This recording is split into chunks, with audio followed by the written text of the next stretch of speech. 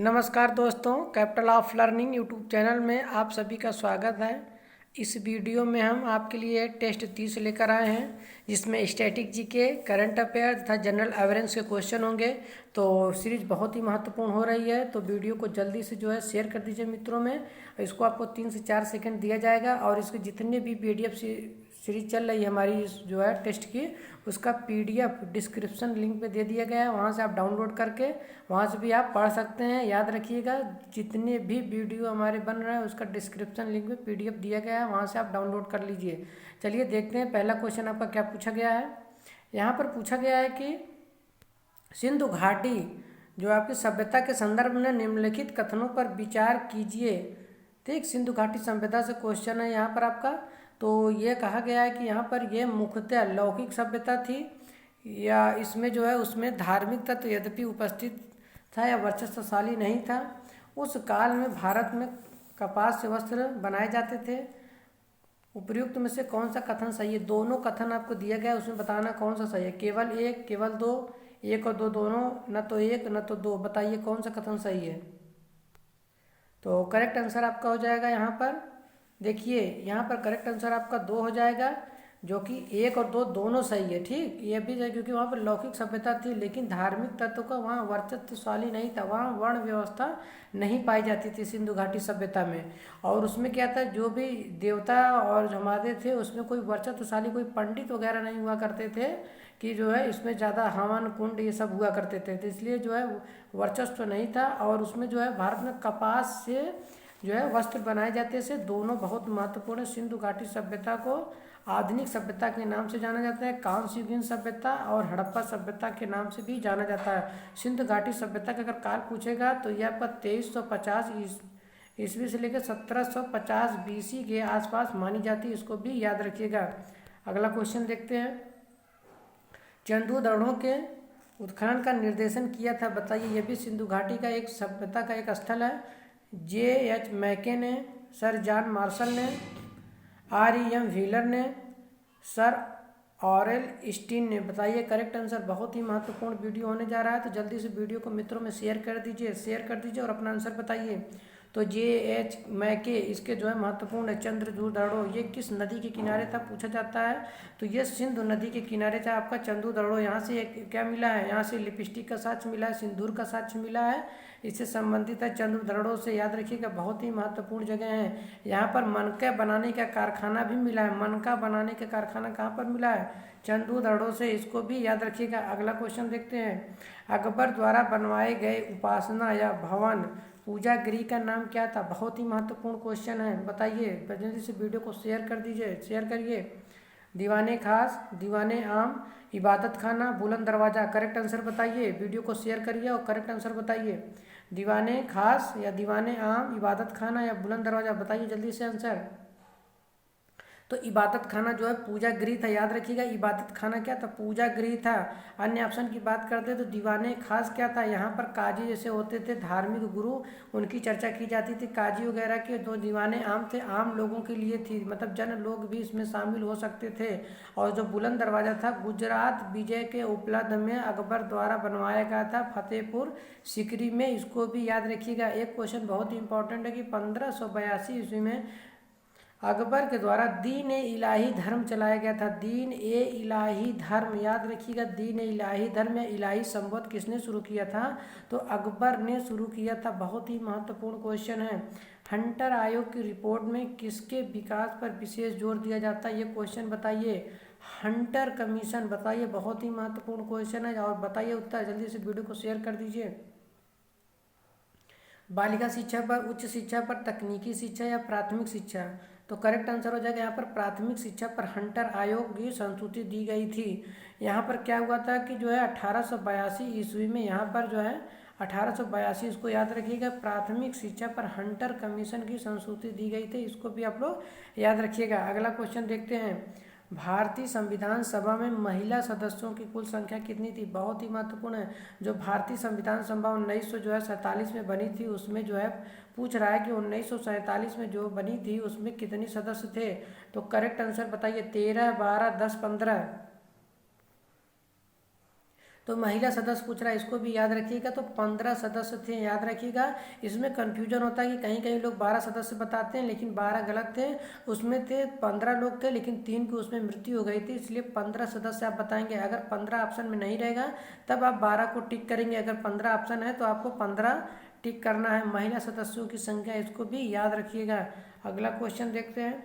भारतीय संविधान के किस अनुच्छेद के अंतर्गत नियंत्रक एवं महालेखा परीक्षक की नियुक्ति होती है? बताइए करेक्ट आंसर। अनुच्छेद 146, 147, 148, 149। जल्दी से वीडियो को शेयर कर दीजिए और अपना आंसर बताइए। देखिए, जितने भी क्वेश्चन यहाँ पर हो रहे हैं सब एग्जाम में लगभग कई बार पूछे गए हैं। जितने भी प्रीवियस ईयर के क्वेश्चन है सब यहाँ दिया गया है। देखिए, एग्जाम में अगर 100 क्वेश्चन आता है तो मान के लिए वहाँ पर 60 से 70% आपको प्रीवियस ईयर के क्वेश्चन मिल जाते हैं और 30 क्वेश्चन ही मॉडरेट टाइप के क्वेश्चन होते हैं।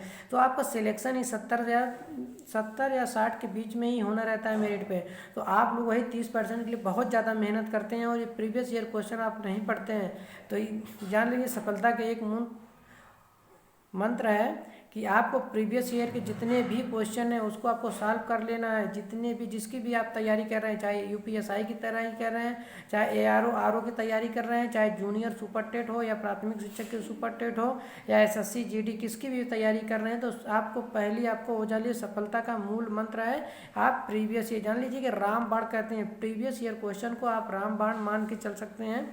तो बताइए इसका आंसर क्या होगा? नियंत्रक एवं महालेखा परीक्षक के नियुक्ति अनुच्छेद 147 नहीं 148 के तहत होता है। लोग 147 ही लगा के आते हैं, याद रखिएगा 148 के तहत ये आपका जो है नियंत्रक एवं महालेखा परीक्षक की नियुक्ति होता है। इसको क्या कहते हैं? ये कंट्रोलर ऑडिटर होता है। जितने भी संसद के लेखाविद होते हैं उसकी जो है इसको क्या है, जितने भी खर्च होते हैं बजट में उसको ये लेखाबद्ध करते हैं, याद रखिएगा। इस समय अगर पूछा जाएगा वर्तमान में इसके जो है अध्यक्ष कौन है, तो आप बताएंगे गिरीश चंद्र मुर्मू, याद रखिएगा गिरीश चंद्र मुर्मू इसके इस समय के लेखा महापरीक्षक है। अगला क्वेश्चन देखते हैं। निम्नलिखित में से कौन सी नदी मकर रेखा को 2 बार गुजरती है, 2 बार काटती है? बताइए। लिम्पोपो, नाइजर, जिम्बाब्वे या वाल नदी? करेक्ट आंसर बताइए। जल्दी से वीडियो को शेयर कर दीजिए। तैयारी आप लगभग कर चुके हैं। आपका 18 अप्रैल को जूनियर सुपर टीईटी होनी है, याद रखिएगा। कमर कस लीजिए। जूनियर सुपर टीईटी जितने भी क्वेश्चन करा रहा है बार बार वीडियो को कम से कम 4 से 5 बार देखिए, तब जाके आपको याद होगा। 4 से 5 बार वीडियो को देखिए। तो ये बताइए मकर रेखा को 2 बार, मकर रेखा क्या कहती है? ये अफ्रीका जो है महाद्वीप है उसकी नदी है, मकर रेखा है। तो ये मकर रेखा को जो है 23.5 डिग्री आपको बताएंगे दक्षिण में बहती है। तो जो लिम्पोपो नदी है मकर रेखा को कितनी बार काटती है? तो मकर रेखा को ये नदी जो आपकी 2 बार काटती है, लिम्पोपो नदी मकर रेखा को 2 बार काटती है। जो कांगो नदी है वो कर्क रेखा को कितनी बार काटती है? कर्क रेखा को 2 बार काटती है। कौन सी नदी? कांगो नदी क्या है? ये भी अफ्रीका महाद्वीप में बहती है और जो इस नदी को कितनी बार काटती है? याद रखिएगा 2 बार काटती है। लिम्पोपो नदी मकर रेखा को कितनी बार काटती है? 2 बार काटती है। और कांगो नदी मकर रेखा को कितनी बार काटती है? 2 बार। भारत में एक नदी है माही नदी जो कर्क रेखा को 2 बार काटती है, याद रखिएगा। कर्क रेखा को 2 बार काटने वाली नदी माही नदी है जो कि भारत में बहती है, याद रखिएगा। लिम्पोपो नदी ये आपका अफ्रीका महाद्वीप में, कांगो नदी भी अफ्रीका महाद्वीप में बहती है। अगला क्वेश्चन देखते हैं। वोल्गा नदी बहुत ही महत्वपूर्ण नदी है कि कहाँ पर गिरती है? बताइए। लाल सागर, कैस्पियन सागर, काला सागर, भूमध्य सागर? करेक्ट आंसर बताइए। ये नदी कैस्पियन सागर में जाकर गिरती। यूरोप महाद्वीप की सबसे बड़ी नदी है, याद रखिएगा। कैस्पियन सागर को विश्व का सबसे बड़ा सागर माना जाता है। यह अंतःस्थलीय है और ये सबसे बड़ी झील भी इसको कहा जाता था, याद रखिएगा। सबसे बड़ी अंतःस्थलीय झील कैस्पियन महासागर है। ये वोल्गा नदी यूरोप की सबसे बड़ी नदी, याद रखिएगा। यूरोप की सबसे बड़ी नदी। एक महत्वपूर्ण क्वेश्चन पूछा था कि जो डान नदी और वोल्गा नदी में आकर मिलती है, याद रखिएगा। वोल्गा नदी कहाँ पे है? वोल्गा नदी आपका यूरोप महाद्वीप में स्थित है। अगला क्वेश्चन देखते हैं आपका। इंदिरा पॉइंट किसकी दक्षिणी नोक है? करेक्ट आंसर बताइए। अंडमान और निकोबार द्वीप समूह, धनुषकोटी, मालदीव, लक्षद्वीप? तो करेक्ट आंसर बताइए। देखिए ये हो जाएगा अंडमान निकोबार द्वीप समूह, यहाँ पर आपका हो जाएगा अंडमान निकोबार द्वीप समूह। ये भारत का दक्षिणतम पूर्ण है। ये देखिए अंडमान निकोबार द्वीप समूह है। यहीं पर आपका इंदिरा पॉइंट स्थित है। इंदिरा पॉइंट कहाँ पर है? यहाँ पे है। और भारत का जो है उत्तरी बिंदु है कहाँ पर? इंदिरा कॉल, याद रखिएगा। और जो पूर्वी बिंदु है वो किबीथू है, इसको भी याद रखिएगा, अरुणाचल प्रदेश में है।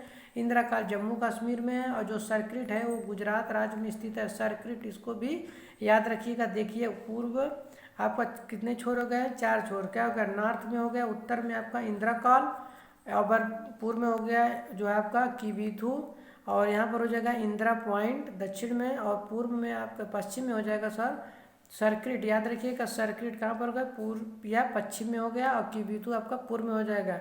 ये पश्चिम में आपका सर्किट है, इसको भी याद रखिएगा। अगला क्वेश्चन देखते हैं आपका क्या पूछा गया है।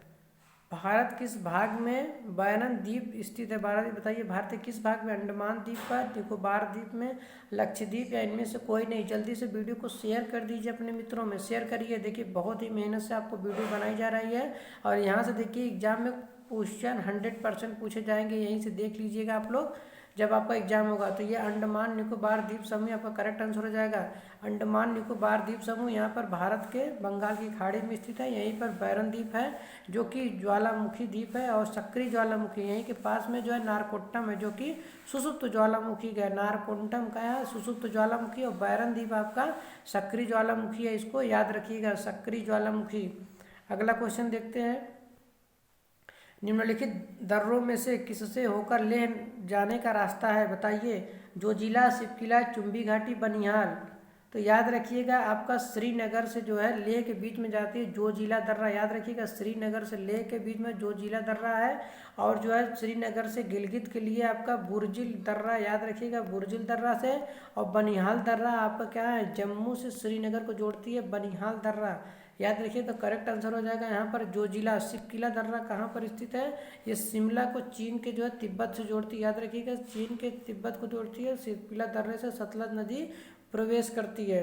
बनिहाल दर्रा आपको बताई दिए हैं। अगला क्वेश्चन देखते हैं। निम्नलिखित में से कौन सा अभ्यारण्य जंगली हाथियों के लिए प्रसिद्ध है? बताइए। जंगली हाथियों के लिए चंद्रप्रभा, बांदीपुर, मानस, पेरियार। जल्दी से वीडियो को शेयर कर दीजिए, और वीडियो को लाइक भी कर दीजिए ताकि हमको मोटिवेशन मिलता रहे। वीडियो को लाइक कर दीजिए। तो करेक्ट आंसर यहाँ पर हो जाएगा पेरियार। कहाँ पर है? केरल राज्य में स्थित है। याद रखिए कि केरल राज्य में ही शांत वैली, जिसको शांत घाटी भी कहते हैं। मानस आपका असम राज्य में स्थित है। बांदीपुर कर्नाटक में है। चंद्रप्रभा उत्तर प्रदेश में है, याद रखिएगा। अगला क्वेश्चन देखते हैं। विश्व का एकमात्र तैरता उद्यान कीबुल लामजाओ कहाँ पर स्थित है? देखिए ये हमेशा क्वेश्चन पूछा जाता है। मणिपुर, नेपाल, मिजोरम, भूटान। तो करेक्ट आंसर बताइए जल्दी से। तो यहाँ पर मणिपुर राज्य हो जाएगा। मणिपुर पूर्वोत्तर राज्य का एक जो है बहुत महत्वपूर्ण राज्य है। इसकी राजधानी इम्फाल है, याद रखिएगा मणिपुर की राजधानी इम्फाल है। यहीं पर एक लोकटक झील है, और यहीं पर जो है लोकटक झील पर ही केबुल लामजाओ तैरता हुआ विश्व का एकमात्र पार्क है। यहीं पर संगई हिरन पाई जाती है, याद रखिएगा संगई हिरन।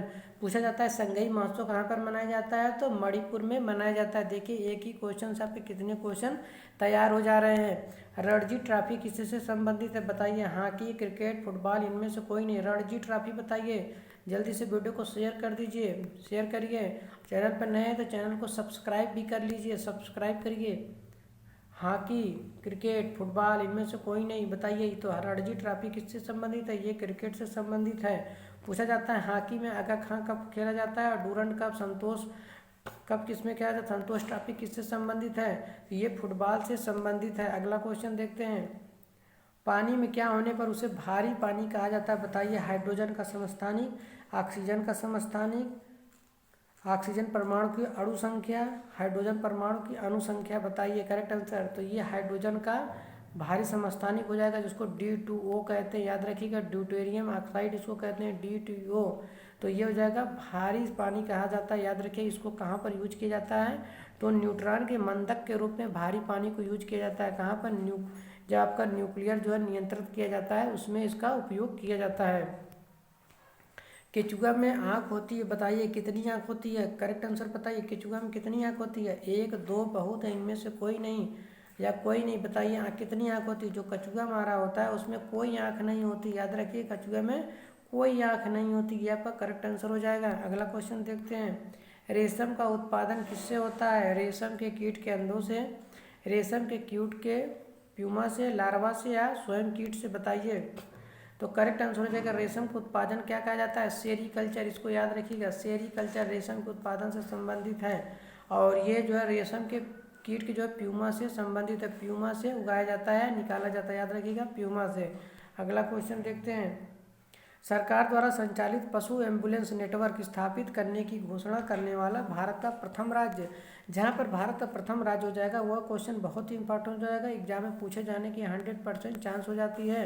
तो यहाँ पर जितने भी आपका जो है वीडियो बन रहे हैं उसके सारे PDF डिस्क्रिप्शन बॉक्स में दिया गया है, वहाँ पर आप वहाँ से जाके डाउनलोड कर सकते हैं। तो ये जो है पशु एम्बुलेंस उड़ीसा राज्य में शुरू किया गया है। इसमें क्या है, पशुओं को चोट लग जाने पर उनके दवाई इलाज करने के लिए पशु एम्बुलेंस सुविधा शुरू की गई है। मोबाइल फ़ोन से आप कॉल करेंगे तो वहाँ पर आपको एक पशु जो है एम्बुलेंस, जैसे मानव के लिए पशु एम्बुलेंस की सुविधा की गई है, उसी लिए जो है मानव के लिए एक एम्बुलेंस की सुविधा है, उसे पशु एम्बुलेंस की भी उड़ीसा में शुरुआत की गई है। इसको भी याद रखिएगा।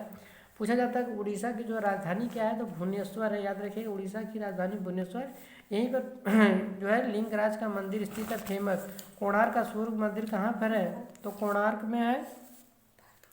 और उड़ीसा राज्य में जो है आप याद रखिएगा यहीं पर पुरी का जगन्नाथ, पुरी में जगन्नाथ मंदिर स्थित है, याद रखिएगा। अगला क्वेश्चन देखते हैं। 18 मार्च 2021 को मिशन ग्रामोदय की शुरुआत किस राज्य के द्वारा की गई? याद रखिएगा ग्रामोदय मिशन गुजरात, महाराष्ट्र, मध्य प्रदेश या उड़ीसा, बताइए क्वेश्चन। तो ये आपका मध्य प्रदेश के द्वारा शुरू किया गया है ग्रामोदय। इसमें कहा गया है कि 2022 तक सभी को जो है आवास प्रदान किए जाएंगे, सभी को आवास प्रदान किया जाएगा। मध्य प्रदेश के द्वारा शुरू किया गया। मध्य प्रदेश के इस राजधानी भोपाल है, इस समय इसके मुख्यमंत्री शिवराज सिंह चौहान है, याद रखिएगा। अगला क्वेश्चन देखते हैं। 23 से 24 मार्च 2021 को सिंधु जल समझौता को लेकर भारत पाक के मध्य कहाँ पर बैठक संपन्न हुई? नई दिल्ली, कराची, जम्मू कश्मीर, चंडीगढ़, बताइए करेक्ट आंसर। तो सिंधु जल समझौता के लिए नई दिल्ली में आपका जो है गठित किया गया है, नई दिल्ली। इसको भी याद रखिएगा, कहाँ पर? नई दिल्ली।